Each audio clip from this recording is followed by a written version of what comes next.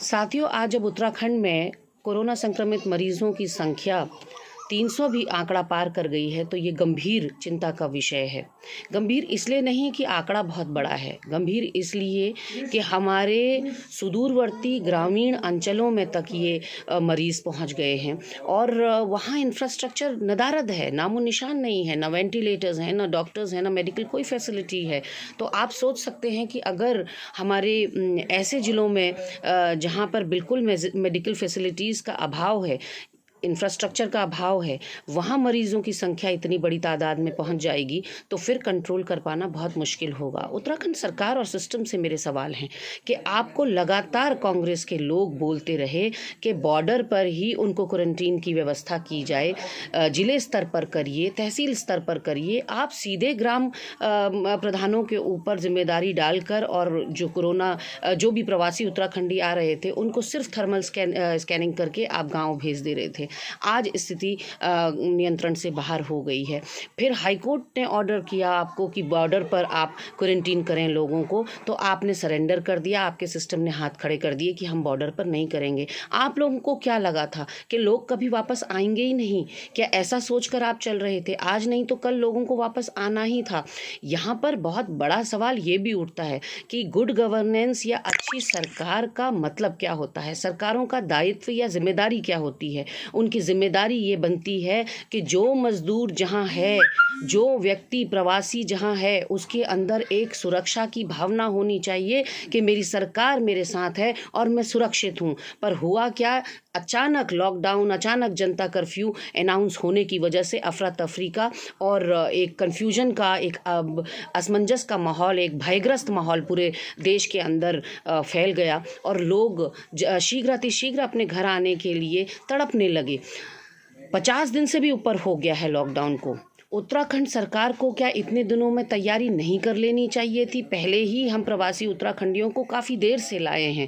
अगर इनको लॉकडाउन के समय पर 2 या 3 दिन के भीतर ले आया गया होता तो शायद संक्रमण इतनी भारी तादाद में नहीं फैलता। अब जो हो गया सो हो गया, लेकिन आगे की जो तैयारियों में आपने ढिलाई बरती।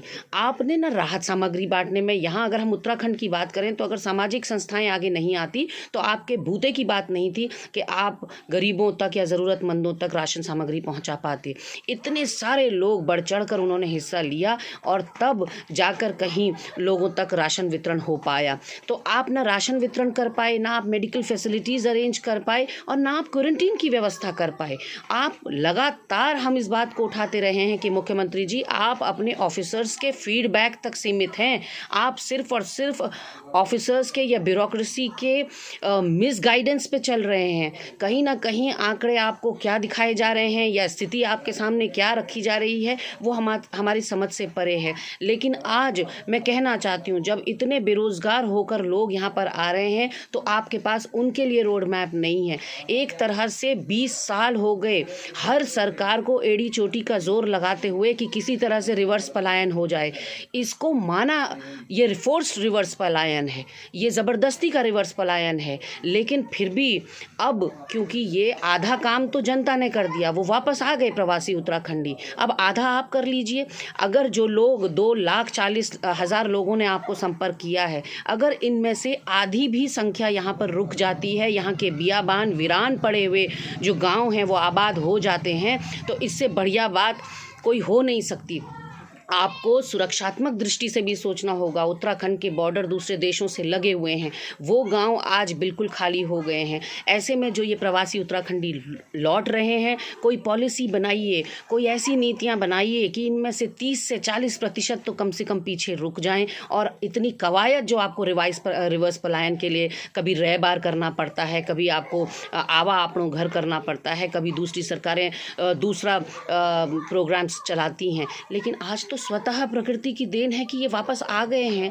आधा काम हो गया, आधा आप कर लीजिए, इनको रोक लीजिए किसी तरह से, इनके लिए कोई ऐसे स्वरोजगार के बारे में सोचिए।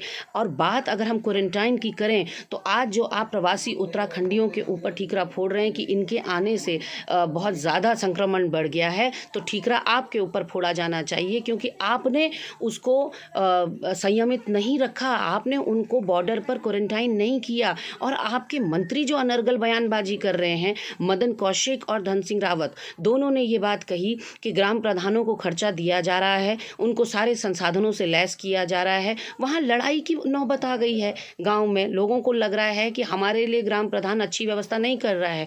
कल तो हद ही हो गई जब टिहरी गढ़वाल के लिखवाड़ गांव के ग्राम प्रधान राजेश्वर पैनोली जी धरने पर बैठ गए विरोध प्रदर्शन में और सरकार के खिलाफ, कि इस तरह के भ्रामक खबरें मंत्रियों के बयानबाजी से फैल रही हैं कि हमारे पास पैसा है, हमारे खातों में पैसा डाला गया है, जबकि मुख्य सचिव जी स्वयं ये बात हमारे प्रदेश अध्यक्ष श्री प्रीतम सिंह जी से कह चुके हैं, स्वीकार चुके हैं कि कोई पैसा ग्राम प्रधानों के अकाउंट में नहीं डाला गया है। हमने सिर्फ ग्राम प्रधानों से कहा है कि आप खर्चा कर लीजिए और फिर जितना भी आपका खर्चा होगा वो आपको रिएम्बर्स कर दिया जाएगा। तो कितना विरोधाभास है, आप बताइए, कितना हल्केपन में पूरे सिस्टम में बयानबाजियां चल रही हैं। मंत्री कुछ कहता है, अधिकारी कुछ कहता है, और नीचे तक आते आते जो पिट रहा है या जो जिसके ऊपर सारा का सारा दारोमदार आ रहा है वो है ग्राम प्रधान। तो एक अदना सा ग्राम प्रधान आपको मिला था, ये सारे इतनी बड़ी बीमारी से लड़ने के लिए आपका पूरा सिस्टम फेल हो गया। आपने हाईकोर्ट को तका सा जवाब दे दिया कि हमारे पास क्वारंटाइन की व्यवस्थाएं नहीं हैं। आप कर क्या रहे थे पिछले 50 दिनों में? पहले आपके सरकारी प्रवक्ता मदन कौशिक ने ये कहा कि हमारे पास लोगों का आंकड़ा नहीं है, केवल 3,500 लोगों ने हमें संपर्क किया है, प्रवासी उत्तराखंडियों ने। आज वो आंकड़ा बढ़कर 2,40,000 हो गया। आपने वहां भी मुंह की खाई। अब 50 दिनों में आप बताइए आपका क्या होमवर्क था कि आपने क्वारंटाइन की व्यवस्था न बॉर्डर पे करी, न आपने जिला स्तर पर करी, न तहसील न ब्लॉक, आपने सीधे ग्रामीण स्तर पर उसकी व्यवस्था कर दी। ग्राम प्रधान कहाँ से लाएगा इतने संसाधन क्वारंटाइन करने के? लोगों की मौत हो रही, पौड़ी में 3 मौत हो गई हैं क्वारंटाइन सेंटर में, फिर भी आप लोग बिल्कुल भी नहीं चेत रहे हैं। कहीं ना कहीं स्थिति भयावह होने वाली है, ना सिर्फ उत्तराखंड के लिए। एक सर्वे के हिसाब से रिपोर्ट में ये कहा गया है कि 2.5 करोड़ मजदूर आज भी पैदल सड़क पर चल रहा है भारत देश के अंदर। मैं मोदी जी से भी सवाल पूछना चाहती हूँ, मोदी जी, कब इस देश की जनता ने आपका साथ नहीं दिया? आपने जब जनता कर्फ्यू का आह्वान किया, जनता ने पूरे अनुशासन में उसका पालन किया। आपने थाली घंटी दिया, जो कुछ भी कहा, जनता ने सब आपका अनुसरण किया, अनुकरण किया। जो आपने कहा उसको सर माथे लगाया। आपने लॉकडाउन 24 को जब घोषित किया तो जनता ने उसको भी पूरी शिद्दत के साथ निभाया। लेकिन आज जो आंकड़ा 1 लाख से पार देश में हो गया है, उत्तराखंड में 300 से ऊपर हो गया, तो ठीकरा फिर आप लोग जनता के ऊपर फोड़ रहे हैं। जनता से कह रहे हैं आत्मनिर्भर बनिए। समझ से परे है कि आपकी सरकारें लोगों के अंदर, इन मजदूरों, इन प्रसूताएं, जो गर्भवती महिलाएं हैं, वो पैदल चल कर सड़क पर प्रसव कर रही हैं। ये मजदूर पैदल चल कर, किलोमीटरों पैदल चलकर इनकी मौतें हो जा रही हैं, लेकिन आपके कान में जूं नहीं रेंग रही है। मैं आपसे पूछना चाहती हूँ कि क्या आपका फर्ज, आपकी जिम्मेदारी नहीं थी कि इन लोगों के अंदर आप सुरक्षा की भावना जागृत करते? इनको महसूस होता कि हमारी सरकार हमारे साथ है और हमारी सरकार हमारे साथ खड़ी है, और हमें जहाँ भी ये थे, चाहे वे किसी भी राज्य में क्यों नहीं थे, इनको क्यों वो सुरक्षा की भावना नहीं इनके अंदर जागृत हुई? क्योंकि आप केवल 2 योजनाएं लेकर आए, या तो पकौड़ा योजना या पूंजीपतियों के लिए भगोड़ा योजना। तो आपने इसके अलावा इस देश के लिए और कोई काम नहीं किया है। अब कृपया करके हाथ जोड़कर निवेदन है कि इस देश के लोगों पर रहम खाइए। लोग 70% से ज़्यादा लोग बेरोजगार हो गए हैं देश के अंदर। कम से कम इन लोगों पर रहम करिए। अब इनके परिवार कैसे पलेंगे, इसके विषय में सोचिए।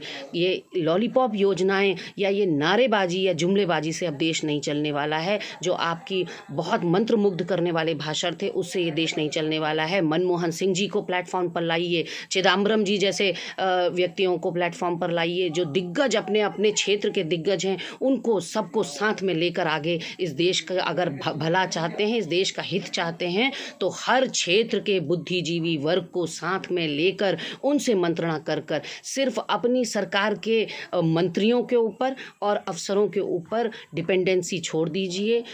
बहुत से लोग ऐसे हैं इस देश के अंदर जो आपको सकारात्मक सुझाव दे सकते हैं, आपको इस देश की आर्थिक नीतियों से लेकर सामाजिक नीतियों तक हर चीज़ में आपको सहयोग कर सकते हैं, अच्छे सुझाव दे सकते हैं। उनके सुझाव लीजिए, कृपया करके लीजिए, क्योंकि स्थिति बद से बदतर होती चली जा रही है।